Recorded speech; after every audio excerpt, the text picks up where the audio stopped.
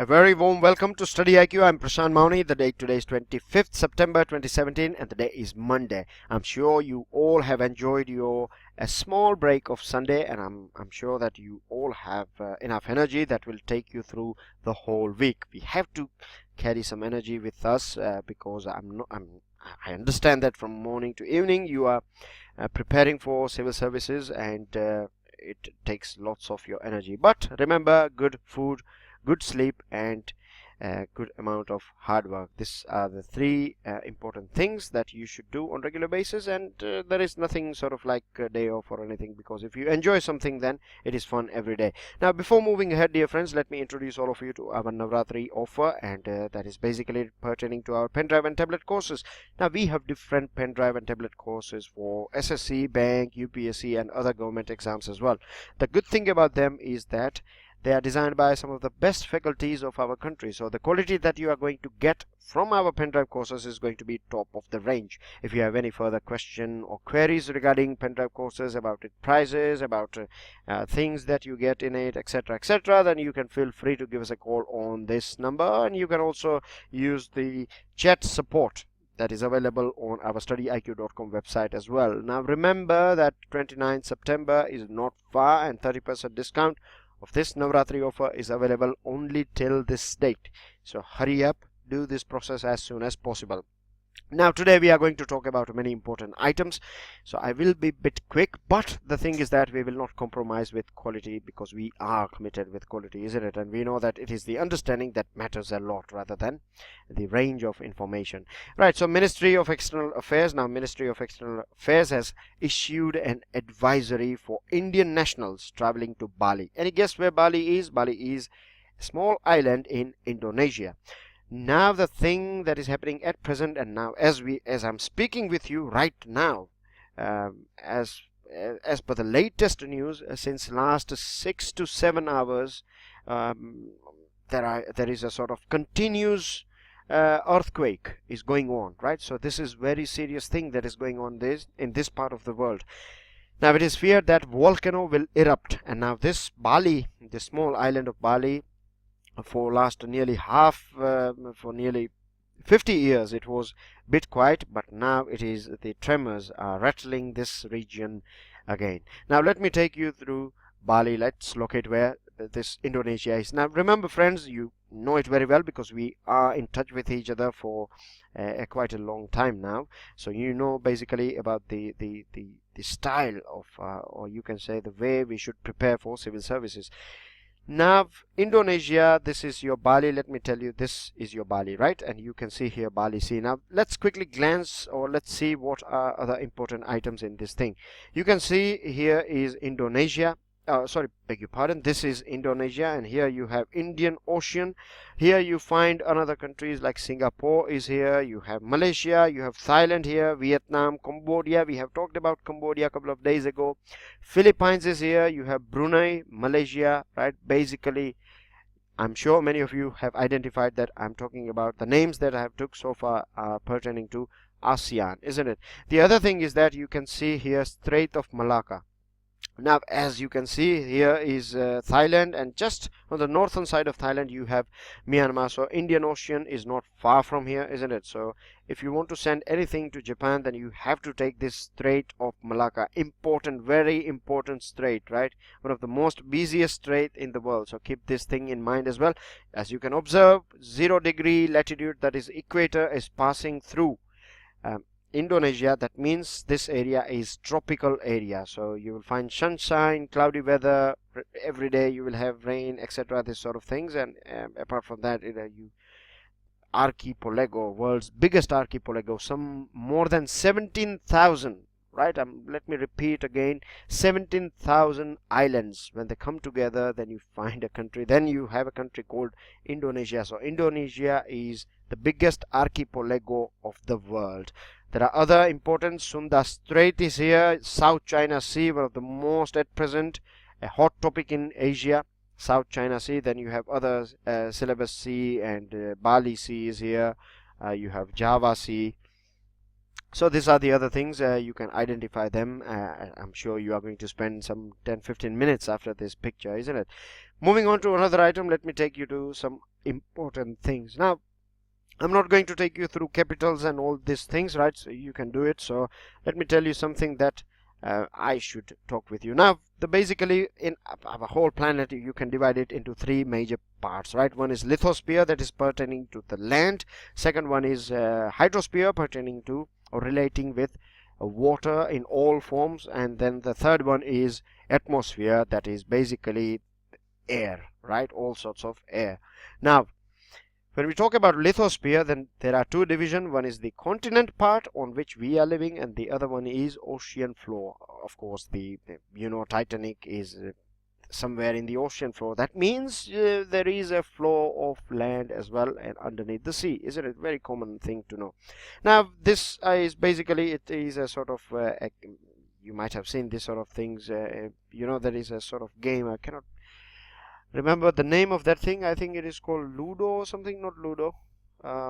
Never mind. I'm sure what I'm saying. Let me help you. Let me try to explain this thing in another way. There is a sort of game. You have different pieces, and you have to arrange them in a certain way so that you can see the big picture, or the whole picture will come out. You would be able to see the picture once you arrange them in right manner. So in the same way, you can see here there are different plates that are arranged here, right? And this is something that has took place naturally, but you can see here in Indian and Australian plate, you can see Philippines plate here, Eurasian plate, and the reason why Nepal had a big earthquake is because this Indian plate was pushing, right? It's pushing this Eurasian plates. That is one of the reason. And if you observe all the earthquakes and volcanic activities, then you will find that it is happening in the place where you have either these plates are diverging or converging. And what is diverging and converging? These are basically three different types of movement of tectonic plates. These plates are also known as tectonic plates. So there are three major movements, right? Three types of movement. One is divergent. Here you can see that they are spreading apart from each other, right? They are basically divorcing from each other. That's the reason why they are called as divergent. Then you have convergent. They are converging with each other. So here you can see they are pushing each other, and the other one is transforming. That basically means sliding from with each other. So of course all these things creates huge amount of releases, huge amount of energy, beg your pardon for that. And whenever you have any sort of divergent activities taking place, then we know this thing that the liquid form, the lava within this lithospheric plates are under huge pressure. So whenever they find any sort of cracks, then of course this pressure of this lava, it will pop them out, and then you have all these volcanic mountains, and you have volcanic eruption. Then you find new lands are formed out of it, and all this sort of activities. When you have convergent boundaries, new land forms of course do take place, but anything that is on it, of course all these forms are destructive, right? I'm sure you understand that thing. So here are major plates. Of course I would request all of you to spend enough time after it, right? And this is the scenario. We have talked about it, but again, for new listeners I would like to repeat it, and for the regular listeners it is going to be a sort of revision. So ring of fire, right? Pacific ring of fire.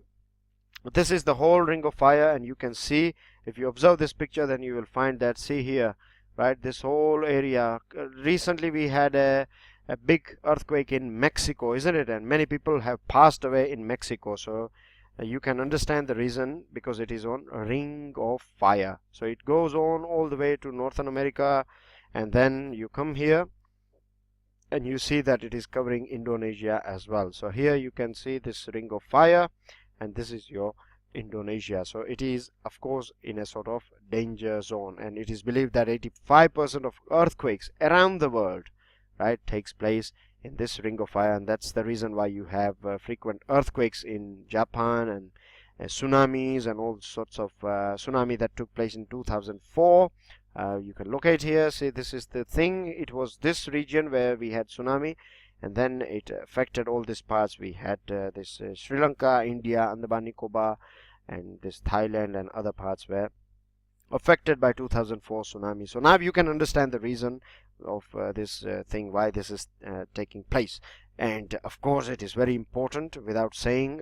You should go through it, dig down some more information about it, but a bigger picture or the main topics are been covered by me. So if there is anything you want to know more, then just refer other books, and I'm sure it would be a very easy thing for all of you. Now here you can see play of 4 major tectonic plates. Here we have Indo-Australian plate, here Eurasian plate is here, Philippine plate, and then you have Pacific plate here, right? So this is, we can understand, this is a sort of subduction zone. The land is pushing, the bigger plate is going under the smaller one, and this is the thing, that's the reason why you have this sort of volcanic and all these activities here, right? This is the mountain, the one which you can see, and this is the main mountain that is rattling this whole area nearby this mountain, and it is known as Agung mountain, volcano mountain. So keep this in mind, it is located in Bali, right? And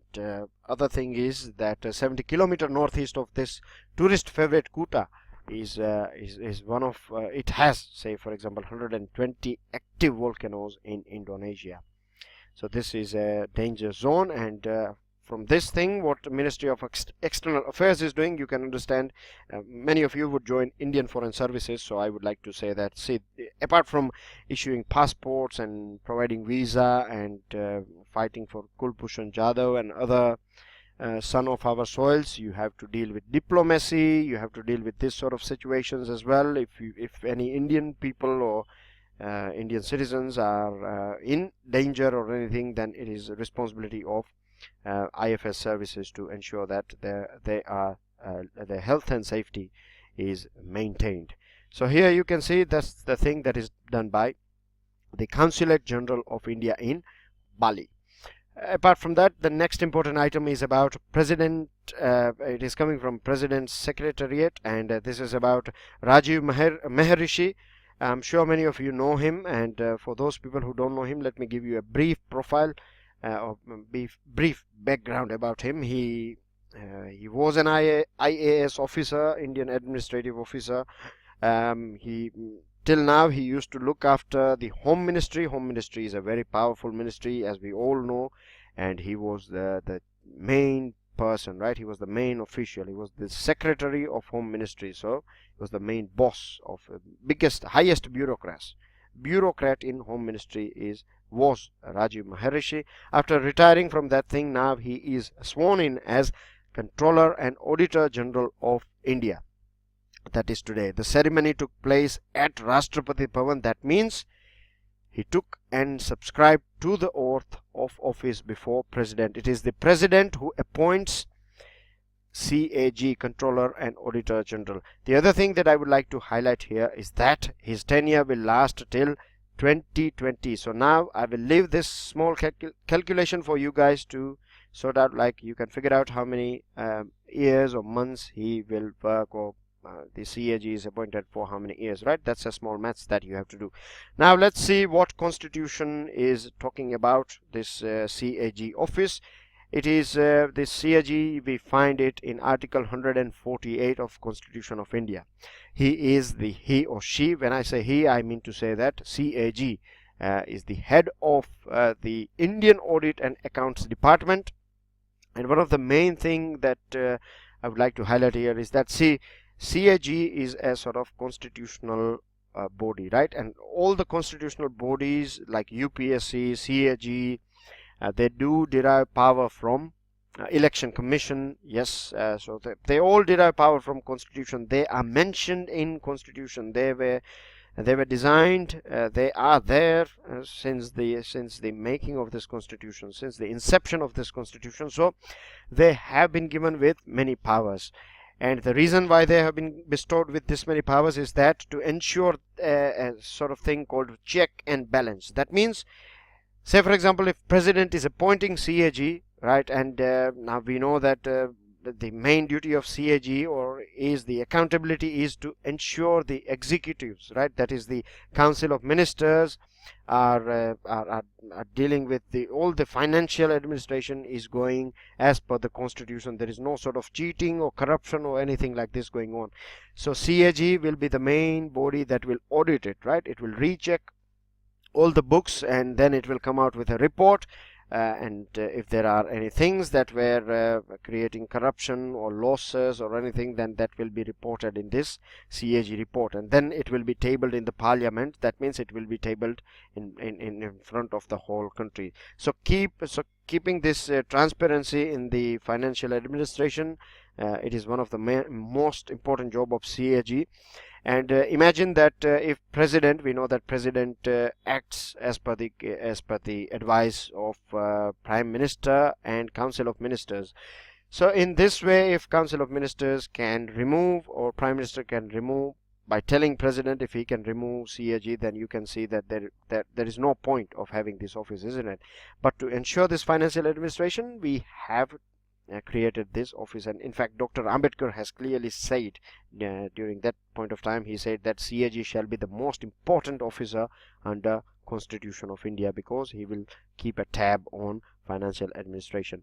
The other thing is that in this context, the removal is very difficult. Of course, he is appointed by the president, but the removal process is as rigorous as removing a judge of Supreme Court. So with this you can understand how important this office is, isn't it? And you know, the removal of judge, which is known as impeachment process, it is a very lengthy and it is a very rigorous process. You cannot remove a Supreme Court judge just like that. You have, first of all, you need 60-70 MPs requesting the speaker of the chairman of Rajya Sabha, speaker of Lok Sabha, to start the process. Then there will be debate and things will go on, and voting for that you need special majority and all this sort of thing. So it is difficult process, and so far we haven't removed or impeached any Supreme Court judge throughout the history of our country.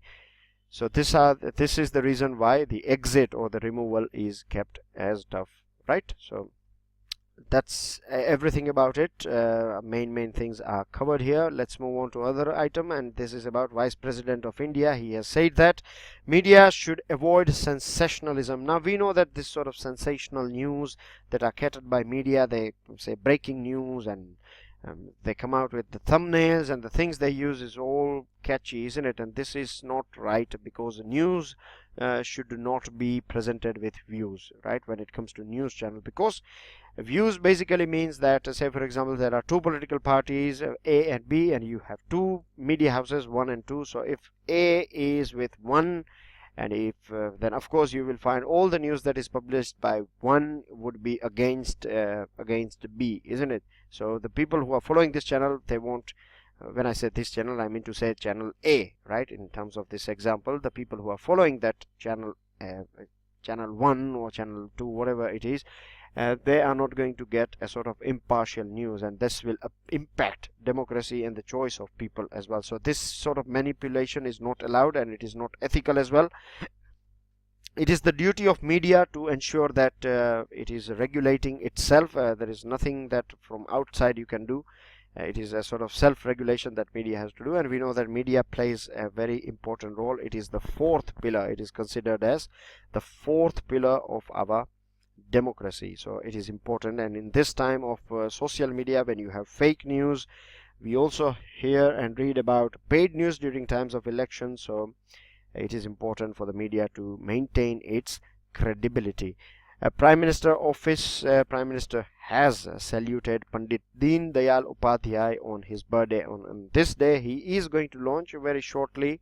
Today, he is going to launch Power for All scheme. The name of this scheme is going to be, the name would be Subhagya, and basically the main aim of Subhagya is to provide subsidy on equipment like transformers, meters and wires. We know that for meters you have to deposit some money, for wires you have to pay the money, so the poor people cannot afford it. So a sort of subsidy will be provided so that they can get electricity, they can get power connection in their home. And we have talked about it, that you know that with power you can get e-health, e-education, e-governance, direct benefit transfer, mobile phone, computer, all these facilities. So without electricity nothing can be done, isn't it? Particularly in this era and the time in which we are living. And the main target of the government of India is that by 2019 each and every village of our country should be electrified, right? So this is the target. Now we have to wait and watch whether we are able to achieve it or not.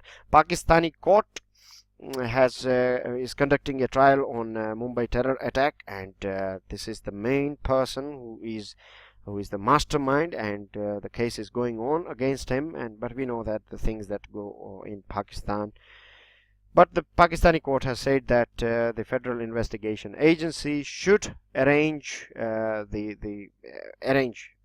for the 24 Indian witnesses to visit Lahore and give their statement or record their statement. With this, dear friends, this is the last part, and this is the questions for all of you. I have 3 questions here. The last one is pertaining to this electricity one, so this will help you a lot. If you understand this thing, then this sort of questions, particularly in context of your mains, you would be able to handle them as well.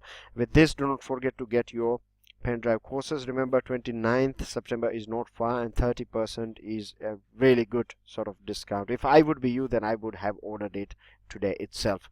And now you can download this lecture from our website, that is studyiq.com. in downloads section, if you go there, you would be able to find this, or else you can join our Telegram channel. The link is given in the sort of description of this video.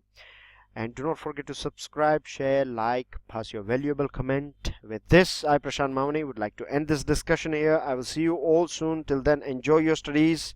Jai Hind.